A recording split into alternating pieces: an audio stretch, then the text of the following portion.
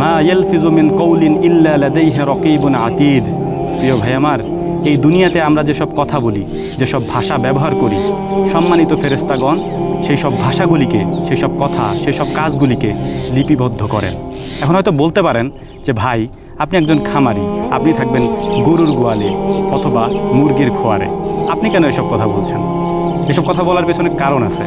একটা বিষয় আপনাদেরকে স্পষ্ট করে বলি, আমি আমার কথার শুরুতে সূরা কফের 18 নম্বর আয়াত তেলাওয়াত করেছি। আপনি চাইলে এই আয়াত পড়ে নিতে পারেন।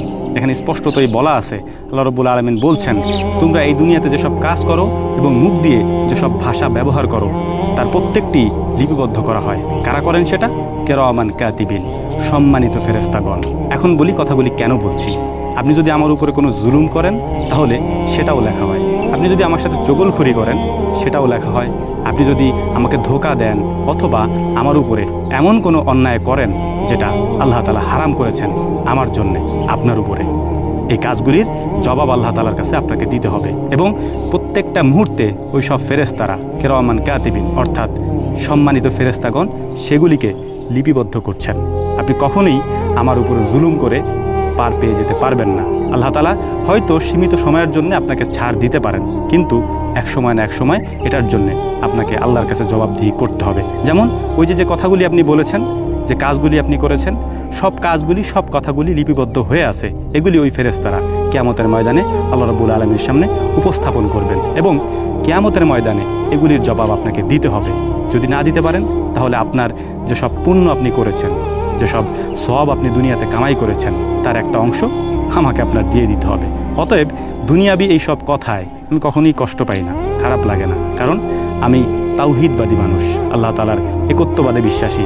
আমি বিশ্বাস করি এই দুনিয়াতে আপনি আমার সাথে যতটুকু করবেন, আখিরাতে আল্লাহ রাব্বুল আলামিন সেটার জবাব দিবেন এবং এর বাইরেও দুনিয়াতেও সেটার জবাব আপনি পেয়ে যাবেন। হয়তো আমার একটা ক্ষতি করে আপনি সাময়িক সময়ের জন্য স্বস্তি পেতে পারেন, হ্যাঁ, কিন্তু দেখবেন কোনো না কোনোভাবে সেই ক্ষতি আপনারও হচ্ছে। তখন আপনি হয়তো বুঝবেন না যে এই ক্ষতি আমার কেন হলো।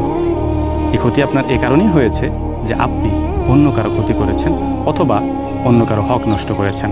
স্পষ্টতই বলছি, অবশ্যই এই ভিডিওটি হয়তো আপনার মাথার উপর দিয়ে যাবে যে ভাই এতদিন পরে এসে এগুলি কেন বলছেন।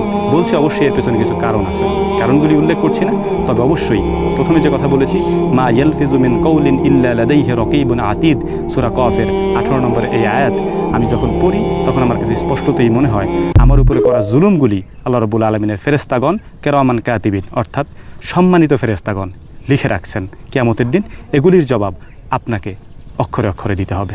আশা করি বুঝতে পেরেছেন। আল্লাহ রাব্বুল আলামিন আমাদেরকে এগুলি বোঝার তৌফিক দান করুন। ওয়া মা তৌফিকি ইল্লা বিল্লাহ। নাসরুম মিনাল্লাহি ফাতহুন